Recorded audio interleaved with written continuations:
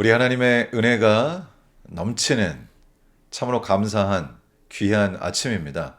저는 이번 일주일 동안 여러분과 함께 기도의 용사들이라고 하는 제목으로 말씀을 나누는 특권을 누리게 됐습니다.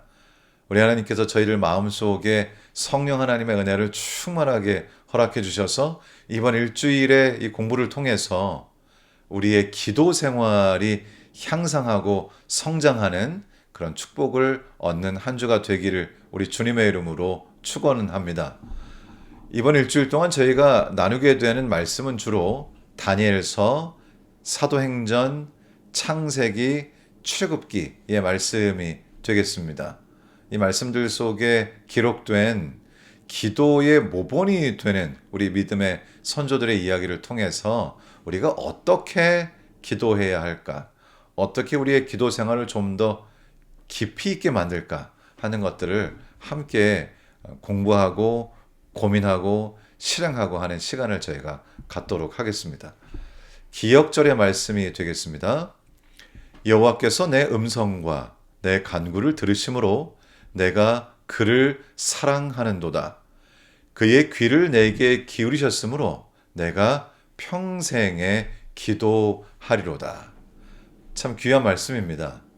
우주의 왕이 되시고 우리의 구원자가 되시고 우리에게 생명을 주신 생명의 시여자가 되시고 전지전능하신 하나님이신 우리 주님께서 우리의 아버지가 되시고 그분께 평생 동안 내 마음을 열어서 펼쳐놓을 수 있는 특권이 우리에게 있다는 것은 무엇으로도 표현하기 힘든 정말 놀라운 축복이고 특권입니다. 사실 이번 주 교과와 다음 주 교과는 같이 이렇게 합쳐져야 하나의 완성된 내용이 됩니다. 이번 주와 다음 주에 기도에 관해서 배우게 되는데요. 오늘이 그 기도에 관한 교과의 첫 번째 편이 되고요. 다음 주 교과가 이제 완성되는 두 번째 편이 되겠습니다. 하나님과의 강한 관계를 맺는 데 있어서 이 기도가 얼마나 중요한지 저희가 함께 살피면서 실제적으로 저희의 기도의 생활을 좀 향상시켜보는 그런 귀한 시간이 되기를 바랍니다. 오늘 저희가 나누는 말씀은 이 기도의 모본 중에서 다니엘에 관한 이야기입니다. 다니엘은 정말 신실하게 하나님께 기도했던 사람이죠. 말씀에 들어가기 전에 마이클 펠프스라고 하는 사람을 좀 소개시켜 드리고 싶은데요. 이 마이클 펠프스라고 하는 사람은 수영 선수고요. 사실 놀라운 기록을 가지고 있습니다. 제가 사실 처음에 찾아봤다가 이게 정말 맞는 걸까 하고 확인하기 위해서 다시 찾아볼 만큼 놀라운 그 기록을 가지고 있습니다. 이분이 딴 금메달, 올림픽 금메달 개수가 23개입니다. 처음에는 이것이 말이 되나 하는 생각이 들었습니다. 한 사람이 이렇게 짧은 기간 동안에 23개를 타는 게 가능한가? 라고 생각을 했는데요. 수영 안에도 여러 종목이 있기 때문에 이분이 한 번은 한 올림픽에서 8개의 금메달을 딴 적도 있습니다. 놀라운 분이죠. 그런데 이렇게 놀라운 선수도 실수를 합니다. 제가 이 이야기를 읽으면서 마음에 좀 위안을 얻었습니다. 이렇게 놀라운 수영 선수도 실수를 하는구나. 이 선수가 어느 날 이제 올림픽에 참가를 해서 수영하기 위해서 딱 섰습니다. 물론 수경을 착용하고 섰죠. 그런데 그날 이 세계적인 선수가 수경을 착용하는 과정에서 실수를 저지릅니다. 수경을 잘못 착용을 해서요. 물속에 딱 들어가자마자 수경이 살짝 벗겨진 것이죠.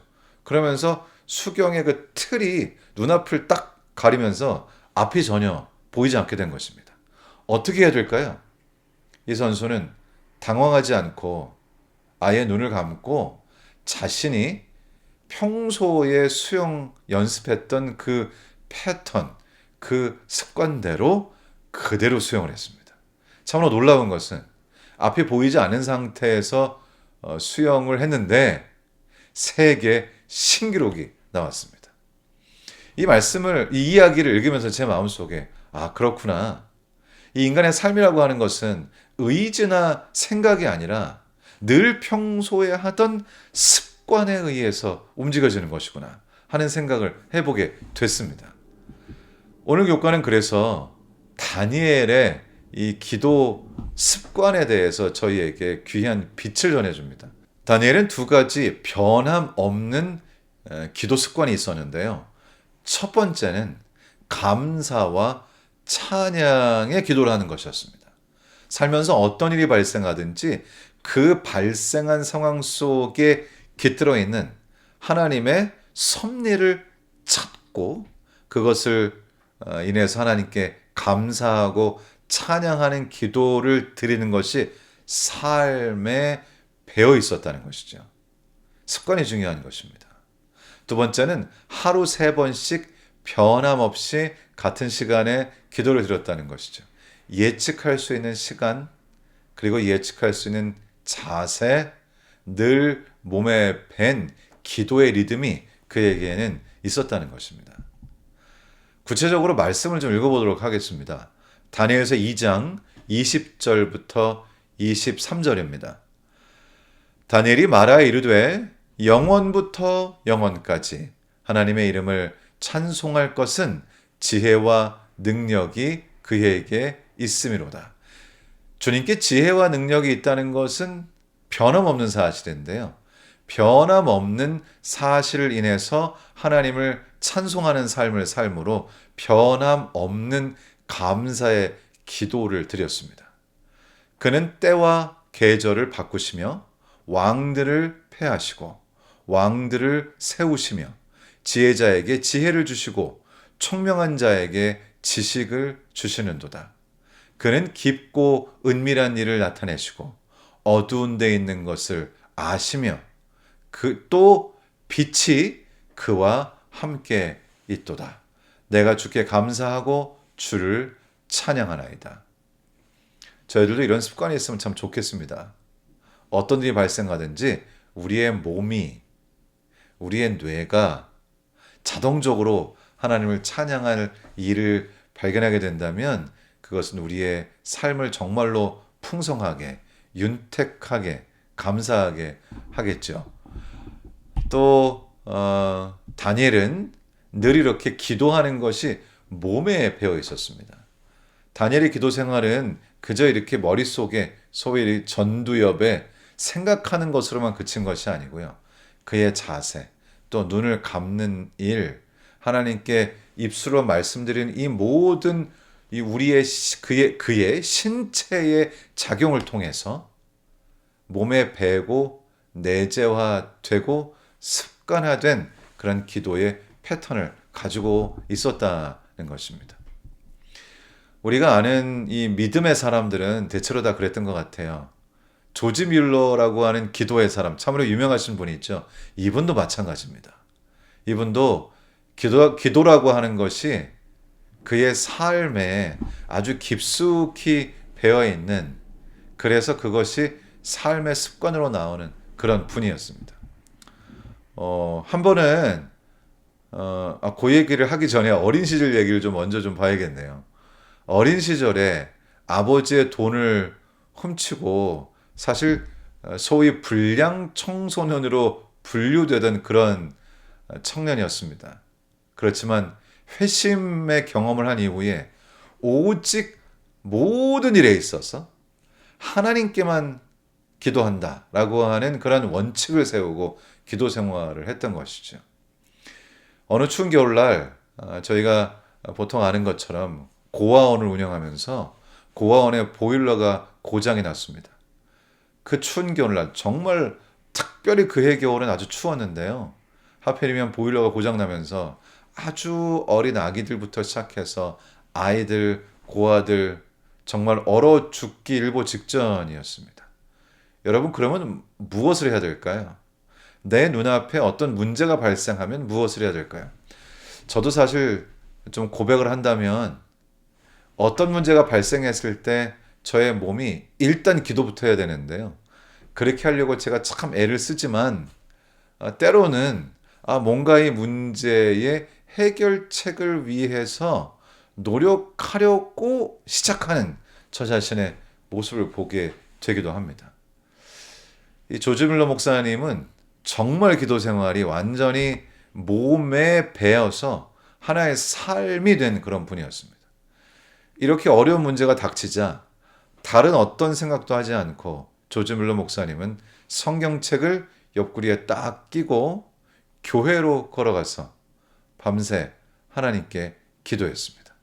다른 어떤 요청도 어떤 사람에게 하지 않고 가장 능력이 있으신 우리 하나님께 기도했던 것이죠. 놀랍게도 우리 목사님께서 기도를 마치셨을 때 갑자기 따뜻한 동풍이 이 지역에 불어오기 시작했습니다. 그리고 이 보일러가 고장나 있는 일주일 동안 따뜻한 바람이 특별히 이 지역에서 불면서 보일러가 필요 없는 일주일을 보내게 됐다는 것이죠. 이제 이 고아원의 보일러가 고쳐지자마자 다시 한파가 들이닥쳤습니다. 모든 것을 아시고 모든 것을 하실 수 있는 우리 하나님께 간구하게 되었을 때 정말 우리 주님의 역사가 일어났다고 하는 것입니다. 저에게는 동생이 있는데요. 제 동생 가족이 현재 캄보디아에서 아마 거의 20년 가까이 됐을걸요. 선교사로 일하고 있습니다. 그런데 우리 동생 가족이 처음에 선교사로 일을 시작했을 때 제 동생의 남편이 되는 선교사가 했던 이야기가 기억이 납니다.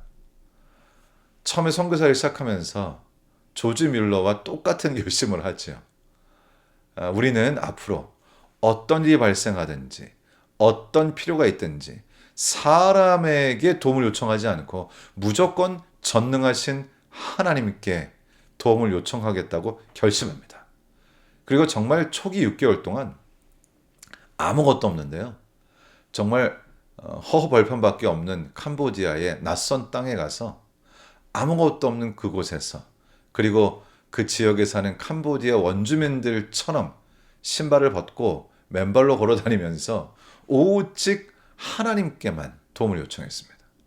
참으로 놀라운 사실은 그렇게 하나님께만 간구하였을 때에 아무에게도 필요한 것들을 이야기하지 않았음에도 불구하고 다른 수많은 나라들에서 도움의 손길이 날아들면서 심지어는 제가 듣기로는 독일에서도 호주에서도 미국에서도 한국에서도 이렇게 도움의 손길이 날아들면서 선교할 수 있는 충분한 자금이 확보되고 놀라운 기적의 역사들이 일어나는 것을 정말 몸으로 피부로 체험했다고 그렇게 이야기하는 이야기를 제가 들었습니다. 사실 이론적으로는 쉽지만 우리에게 어떤 문제가 닥치고 정말 곤란한 상황이 되었을 때 어떻게 해야 될지 모르겠을 때 우리는 사람들에게 하소연하기가 참 쉽지요. 글쎄요, 사람들에게 전혀 이야기하면 안 된다라는 말씀을 드리는 것은 아닙니다만 우리에게 어떤 일이 생기든지 가장 먼저 내 마음을 열어 내 마음속에는 모든 것을 쏟아 놓아야 할 대상은 우리 하나님이십니다. 그분은 우리의 아버지시고 우리를 가장 사랑하시는 분이시고 우리를 위해 무엇이든지 하고자 하시는 분이시죠. 우리의 삶에서도 우리의 기도 생활을 통해서 우리의 마음을 하나님께 여는 것이 가장 자연스럽고 가장 첫 번째가 되는 일이 되기를 우리 주님의 이름으로 축원합니다. 오늘 교과를 이제 마치면서요, 우리 스스로에게 질문을 해봅니다. 나의 삶에는 어떤 습관이 있을까? 나의 기도의 습관은 뭔가? 나의 삶에서 습관처럼 드리는 기도는 어떤 종류의 기도인가? 여러분도 한번 이 질문에 대한 답을 생각해 보시고요. 저의 경우를 말씀을 드린다면 일단 저는 아침에 일어나서 제 서재에 오면 바로 우리 하나님께 기도하는 것으로 하루를 시작하는 습관을 여전히 드리고 있습니다. 늘 그렇게 하지만 그럼에도 불구하고 때로는 그것이 낯설 때가 있어요. 아침에 눈을 뜨면 바로 하나님께 나의 마음을 먼저 드리는 것으로 첫 순간을 시작하려고 합니다. 참 그럼에도 불구하고 역시 이 습관도 많이 습관이 되기는 했지만 때때로 눈을 뜨면 다른 생각이 제 머릿속에 이렇게 들어올 때도 있습니다. 이 습관이라고 하는 것은 정말 우리의 몸에 완전히 배어서 누가 이렇게 툭 건드리기만 해도 그 습관이 나오는 그런 행동이 될 때에야 예외 없이 그 일이 되는 것이 아닌가 하는 생각을 하게 됩니다. 최근에 제가 제 노트북 컴퓨터의 화면을 좀 바꿨습니다. 그곳에 이렇게 써놨습니다. 성령 하나님이 인도하시는 대로 첫 번째 시간, 아침 시간, 저의 삶을 우리 성령 하나님께서 인도하시는 대로 사는 삶으로 이렇게 갖다 놓는 그런 일을 아침에 하려고 하죠. 나의 삶에서 습관처럼 드리는 기도는 어떤 종류의 기도인가? 조금 전에 말씀드린 것처럼 성령 하나님께서 인도하시는 대로 영을 좇아 사는 자에게 율법의 요구를 이루어지게 하려 하심이라는 말씀처럼 성령 하나님의 주시는 이 인상, 성령 하나님의 음성, 말씀을 통해 주시는 성령 하나님의 인도하심을 따라가고자 하는 것이 저의 기도의 가장 큰 우선순위이고요. 그것이 바로 제가 드리는 기도의 종류인 것 같습니다. 참 연약한 사람이고 이렇게 오랫동안 또 제가 목회를 이제 약 30년 정도 했는데요. 이렇게 했음에도 불구하고 여전히 연약한 저에게 우리 하나님께서 기도라고 하는 특권을 주시고 아직은 부족하지만 이 기도를 통해서 늘 하나님께 제 마음을 드리고 기도하는 것이 저의 몸에 배에 있는 습관이 되기 위하여 여전히 노력하고 있습니다.